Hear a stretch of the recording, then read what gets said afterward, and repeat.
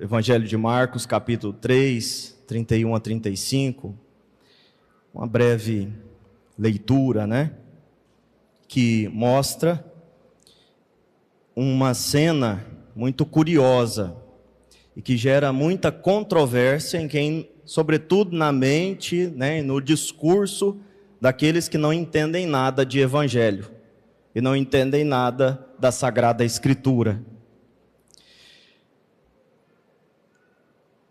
Naquele tempo chegaram a mãe de Jesus e seus irmãos. A primeira frase aqui já é uma frase controversa, porque nós, católicos, afirmamos como dogma de fé que Maria é sempre virgem. Virgem antes, durante e depois do parto. Como é que o Evangelho afirma que vieram a procurar Jesus, a mãe de Jesus e os seus irmãos? Será que a igreja, quando proclamou esse dogma, esqueceu de ler esse trecho do Evangelho? Será que a igreja que, inclusive, escreveu o Evangelho, não se deu conta, de algo assim tão evidente? E, na verdade, não está tão evidente? Claro que não. A igreja leu o Evangelho, escreveu o Evangelho. Quando proclamou o dogma de Maria sempre virgem, sabia muito bem que aqui, nesta narrativa, o evangelista não está falando dos irmãos de sangue de Jesus, mas dos primos dele. Já que não havia uma palavra para designar primos, como nós temos hoje, a palavra primo, no grego não tinha. Não tinha a palavra primo para designar. Aliás, no hebraico e no aramaico, então o grego conservou essa compreensão. Então, nós estamos falando aqui dos primos de Jesus. Vieram conversar com Jesus, a mãe de Jesus e os seus primos. Eles ficaram do lado de fora e mandaram chamá-lo. Havia uma multidão sentada ao redor dele. E então disseram: tua mãe e teus irmãos estão aí fora à tua procura. E Jesus respondeu, também numa frase que, descontextualizada, parece também controversa, parece um pouco confusa, estranho. A maneira que Jesus disse aqui, quando respondeu àqueles que estavam dizendo que Maria e os irmãos dele estavam lá de fora à procura dele. Ele disse: quem é minha mãe e quem são meus irmãos? E olhando para os que estavam sentados ao seu redor, disse: aqui estão minha mãe e meus irmãos.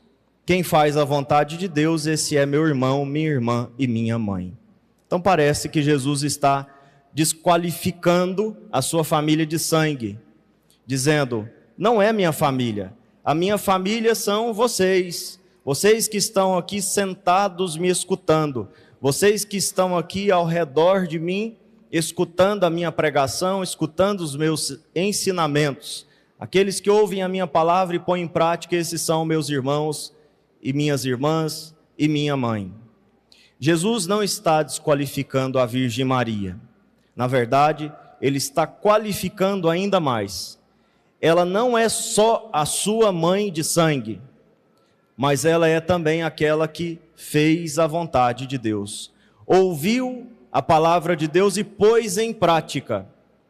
E não houve ninguém na história desse mundo, depois de Jesus, que tenha colocado mais em prática a palavra de Deus do que a Virgem Maria. Não houve ninguém, nenhuma pessoa sequer, que tenha conseguido superar a Virgem Maria em obediência. Claro, Jesus está acima, mas depois dele a Virgem Maria, a que mais obedeceu, a que mais foi fiel, a que mais amou a Deus, a que mais se entregou, a que mais pôs em prática a palavra de Deus. Então Jesus está, na verdade, elevando mais ainda a Virgem Maria. Eles estavam chamando a atenção de Jesus, porque sabiam que a sua mãe de sangue, a sua mãe na carne, estava lá de fora. E só por causa disso nós temos que respeitar muito as nossas mães, porque viemos delas. Só por conta disso nós temos que amar muito as nossas mães, porque foram canais de Deus para que nós existíssemos. E a nossa mãe, por pior que ela seja, não é o caso da minha, porque a minha é maravilhosa, mas por pior que seja, algumas mães, nós devemos isso a elas. Por mais irresponsáveis que sejam algumas que, por exemplo, têm o filho e fogem, deixam o filho para a avó criar, ou para outra pessoa criar, e vão cuidar das suas vidas, e somem no mundo. Isso acontece de vez em quando, e todo mundo conhece uma realidade assim. Por mais que tenhamos mães nesse sentido, nós devemos respeitar e amar as nossas mães, porque elas foram veículos, instrumentos da graça de Deus para que nós existíssemos. Agora, a Virgem Maria, além de ser uma mãe de sangue, podemos dizer assim, uma mãe biológica, maravilhosa, excepcional, exemplar, ela, mais do que isso, é aquela que gerou Jesus também na fé. Porque antes de gerar Jesus na carne, Maria gerou Jesus na fé. O seu coração era de Deus. A sua vontade já era de Deus. Os seus sonhos, seus projetos, seus caminhos eram os de Deus. A Virgem Maria era de Deus e por isso ela pôde dizer: eis aqui a serva do Senhor, faça-se em mim segundo a vossa palavra. Porque muitas pessoas, queridos irmãos, negam a missão que Deus lhes pede e lhes confia? Porque muitas pessoas dizem não a Deus quando Deus pede uma coisa relativamente simples? Porque muitas pessoas não são capazes de executar uma simples tarefa que Deus confia? Porque não estão preparadas na oração e na fé, não estão preparadas na vida em comunidade, não estão preparadas na vida com Deus, na vida interior. Nós, muitas vezes, culpamos o medo, culpamos o tempo, culpamos as ocupações, culpamos o marido, culpamos a esposa, culpamos os filhos, culpamos a casa, culpamos a família, culpamos até mesmo o governo, as situações difíceis, mas na verdade a culpa é da falta de oração, da falta de fé, da falta de vida com Deus. Porque dizer não a Deus é inadmissível. Dizer não ao Senhor é inconcebível, mas muitas pessoas dizem. E dizem com muitas justificativas, das mais variadas possíveis. O que explica isso? Falta de vida com Deus.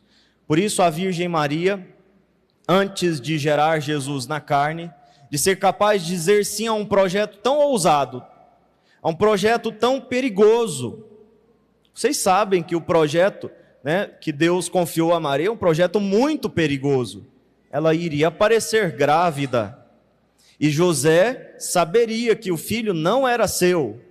José saberia, os outros até não, mas José saberia: o filho não é meu. E dependendo da atitude de José, todos os demais saberiam. E se todos soubessem, ela iria sofrer muito, iria pagar com a própria vida. Era um projeto perigoso. Ela deveria no futuro ter o seu filho num curral. Deveria no futuro fugir para o Egito e viver longe de casa para proteger o seu filho da ambição de Herodes. Ela deveria no futuro ver o seu filho sair de casa, do conforto do lar, do aconchego da sua casa, para ir pregar o Evangelho para pessoas boas e ruins, para pessoas gratas e ingratas, para pessoas sinceras e mentirosas, e falsas e fingidas. A Virgem Maria assumiu esse tipo de projeto. Jesus seria o Salvador de todos e passaria, trilharia um caminho perigoso, passaria por um caminho perigoso, tortuoso, um caminho difícil, que culminaria no Calvário, morreria no Calvário, daria a vida. A Virgem Maria aceitou todo esse projeto, por quê? Porque era uma mulher de oração, porque é aquela que gerou Jesus na fé, antes de gerar Jesus no seu ventre. Ela não sabia, claro, que seria destinada a esse projeto tão maravilhoso de Deus. Ela não sabia de tudo, mas ela sabia que precisava estar preparada para tudo. Nós não sabemos qual é o projeto que Deus tem para nós amanhã, mas nós devemos estar preparados para ele. Qual é o projeto, será, que Deus tem para você amanhã? Você já parou para pensar nisso? Pode ser que Deus tenha preparado para você o projeto de falar de Deus lá no seu trabalho, na sua escola, fazer uma palestra, uma pequena pregação. Quando eu comecei a participar da igreja, do grupo de jovens, logo a diretora da minha escola, a Lázara, lá de São Luís, muita gente conhece lá do Colégio Machado de Assis, a Lázara começou a me chamar para fazer orações no início das aulas. Começou a me chamar para fazer algumas pregações, para falar alguma palavrinha sobre Deus no início das aulas para todo o colégio, para todas as turmas. Pode ser que Deus esteja preparando isso para você amanhã, no futuro. Falar de Deus nas casas, nas nossas missões que iremos iniciar o mês que vem. Mês que vem, vamos de casa em casa falar de Jesus, falar do Evangelho, falar do amor de Deus, falar do Espírito Santo, falar da beleza de ser igreja, da beleza de viver em uma paróquia, de ter os sacramentos à nossa disposição, de ter a Virgem Maria como mãe. Pode ser que Deus esteja preparando isso para você, esse projeto, e te chamar para bater de casa em casa, para falar que você é católico, e que é muito feliz por ser católico, e que quer que as outras pessoas também experimentem esta felicidade, essa alegria, esse entusiasmo. Pode ser que Deus esteja preparando para você um projeto, de ter que enfrentar uma doença, a sua doença, do seu filho, a doença de alguém que você ama. É claro, Deus não projeta doença, Deus não projeta maldades, Deus não projeta catástrofes, mas pode ser que Ele esteja projetando que você viva a sua fé, que você viva essa experiência com fé, com confiança, com devoção, com perseverança. Pode ser que Deus esteja preparando para você isso. E será que você estará preparado tanto para falar de Deus para os seus colegas de trabalho, para os seus colegas de escola, nas casas, ou para abraçar a cruz de uma doença, de uma enfermidade, de uma perseguição? Não sabemos se amanhã você e eu não seremos perseguidos ou caluniados por alguém, por alguma instituição. Isso acontece. Esses dias vocês viram, um padre muito querido, muito amado aí no Brasil, o padre José Eduardo, que foi surpreendido com a Polícia Federal, não só num primeiro momento indo na sua casa para fazer busca e apreensão, e depois num segundo momento acusando de ter cometido um crime, o crime de orientar os católicos, alguns católicos que lhe procuraram, o crime de ajudar algumas pessoas a verem com olhar de fé aquela circunstância que estavam vivendo.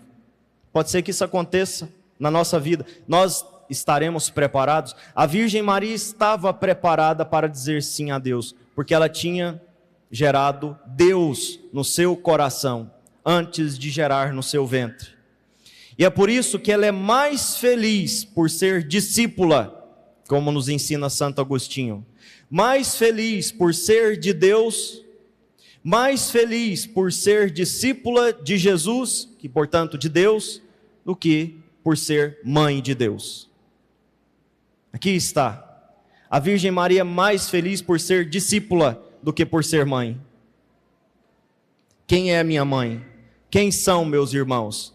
Aqueles que fazem a vontade de Deus, aqueles que ouvem o chamado, o pedido, o clamor que vem dos céus e realizam com coragem, com determinação, com perseverança, com vigor.